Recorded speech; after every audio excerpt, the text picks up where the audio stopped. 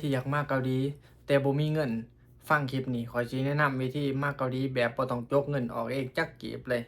มาสบายดีทุกคนมื้อนี้สิมาเว้าเรื่องว่ามาเกาหลีค่าใช้จ่ายเบิดเท่าไรแล้วก็สำหรับคนที่บ่มีเงินจักกีบนี่ต้องเฮ็ดแนวใดจังสิได้มาเกาหลีถ้ามิดเกี่ยวกับการให้ข้อมูลนี่ข้อยคิดว่าสิอ่าบ่ค่อยให้แล้วเนาะเพราะว่ามันให้ไปแล้วก็บ่ค่อยมีคน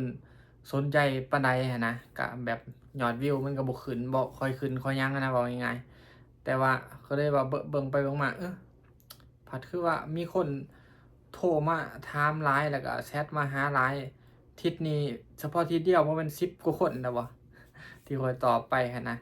ถ้ามีทิศว่าสิย้ายเฮ็ดแล้วก็ยังมีคนมาสนใจเอ้าก็เลยว่าตัดสินใจว่าสิเฮ็ดให้มันละเอียดทุกขั้นตอนโดดไผที่อยากรู้หยังเฮาสิเฮ็ดให้เป็นสเต็ปไปเรียนแนวใดค่าใช้จ่ายเท่าไรอิหยังไปเรียนอยู่ไสแล้วก็เรียนแนวใดให้มันถูก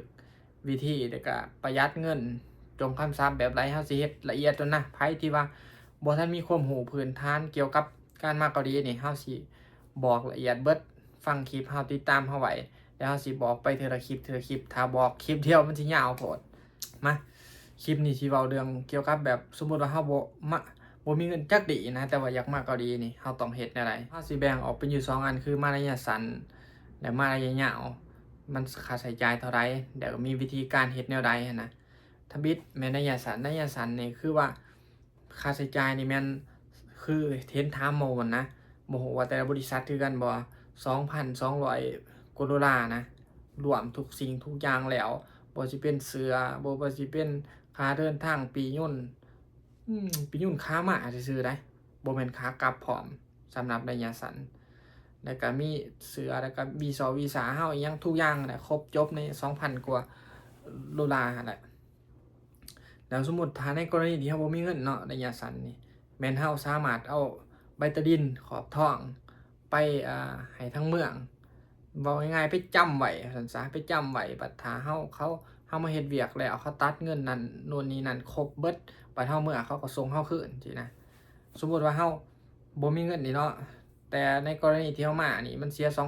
2,200 แล้วถ้าเฮาบ่มีเงินเฮาเอาใบตะดินไปจำแล้วเขาก็สิตัดเป็นประมาณ 2,500 2,600 อิหยังก็แล้วแต่เงื่อนไขที่ตกลงของแต่ละบริษัทหั้นนะข้อยก็บ่ฮู้เลือกคือกันเพราะว่าข้อยบ่ได้มาระยะสั้นนะข้อยมาระยะยาวแบบมาต่อตัวที่2บัดนี้ตัวที่2แม่นระยะยาวสิแบ่งเงินออกเป็นอยู่2อย่างคือตอนที่เฮาเรียนแล้วก็ตอนที่เฮาสิมานี้ตอนที่เฮาเรียนนี่ข้อยก็บอกให้บ่หลายว่าค่าใช้จ่ายเท่าไรเพราะว่าแต่ละคนบ่คือกันบางคนนี่ก็บ่ได้ใช้จ่ายเลยเป็นหยังบ่ได้ใช้จ่ายเลยเพราะว่าเฮาเรียนเองเรียนอยู่เรือนเฮ็ดแบบเฮาเรียนแบบเฮาเฮ็ดเวียกแต่ละมื้ออยู่เรือนนี่แหละเฮาก็เรียนไปนำหรือว่าเฮามีเวียกประจำอื่นเฮาก็เรียนไปนำเฮาก็บ่ได้ใช้ค่าใช้จ่ายหยังเลยแต่ก็สมมุติว่าถ้าเฮาบ่มีเวลาเรียนด้วยตัวเองเนาะเฮามาเรียนอยู่โรงเรียนนี่ก็ประมาณเฉพาะบางบ่อนนะบางบ่อนนี่ก็1,500,000บางบ่อนนี่ก็2,000,000บ่เกินนี้นะหรือว่าบ่เกิน2,500,000ไปส่วนหลายเขาก็เห็น1,500,000 2,000,000นี่แหละประมาณนี้สำหรับค่าที่ว่าเฮาเสียค่าใช้จ่ายที่เฮามาเรียนก็ถือว่าถูกแต่ถ้าในกรณีที่เฮาบ่มีเฮาก็สามารถเรียนด้วยตัวเองได้ก็หลายคนที่เขาเรียนแล้วก็เซ็งมาโดยตัวเองหั้นนะแต่ถ้าว่าเฮามีเงินเฮาอยากมาเรียนหรือว่าเฮาเรียนเองมันบ่คักบ่มันก็มาเรียนก็ได้ก็บ่แพงดอกที่ว่าเงินค่าใช้จ่ายซื้อกินซื้อยากก็แล้วแต่เฮาบางคนก็เดือนหนึ่ง1,000,000 2,000,000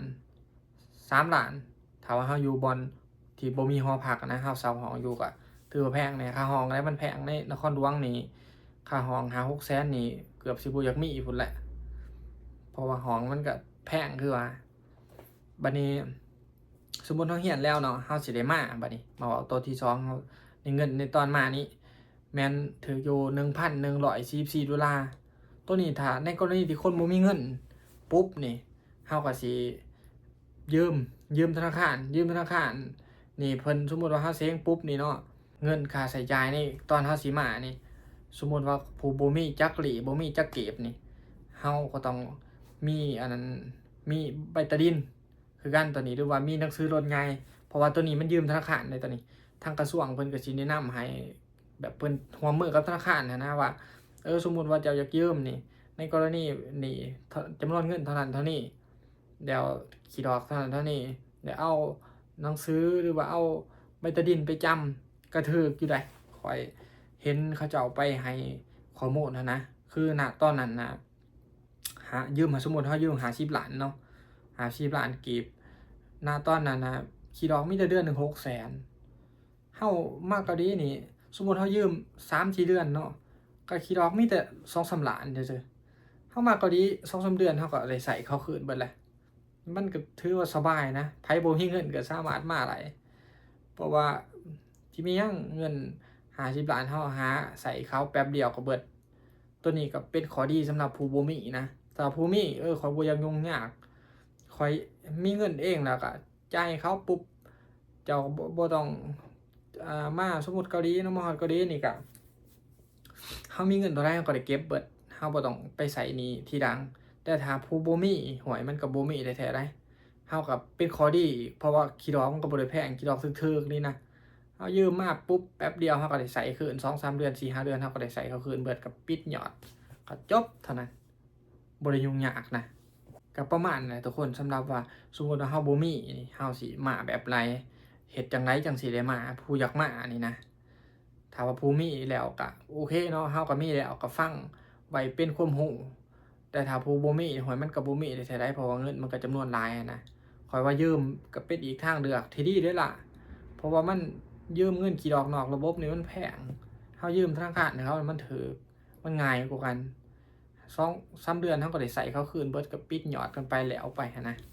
คลิปต่อๆไปเฮาก็สิเฮ็ดให้รายละเอียดไปอีกนะไผอยากรู้หยังก็คอมเมนต์ไว้เดี๋ยวเฮาสิตอบที่เฮาเฮ็ดคลิปเนี่ยเฮาบ่ได้หวังสิว่า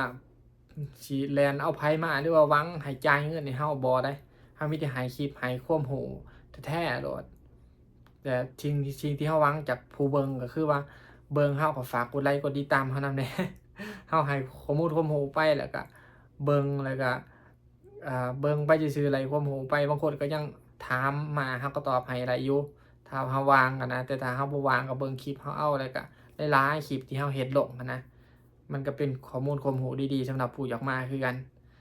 จักหน่อยสิว่าเฮายิงบ่แม่นเดะเพราะว่าเวลามันบ่ตรงกันนะจักหน่อยเฮาตอบช้าน้อยๆหนึ่งถ้ามื้อใดเฮามีเวียกถ้ามื้อใดเฮาบ่มีเวียกเฮาก็ตอบให้ไวอยู่หั้นนะขอบใจทุกคนที่เข้ามาเบิ่งแต่ต้นจนจบฝากกดไลค์กดติดตามเลยทุกคนถ้าว่าคลิปนี้มีประโยชน์ฝากกดไลค์กดแชร์เลยทุกคนบ๊ายบาย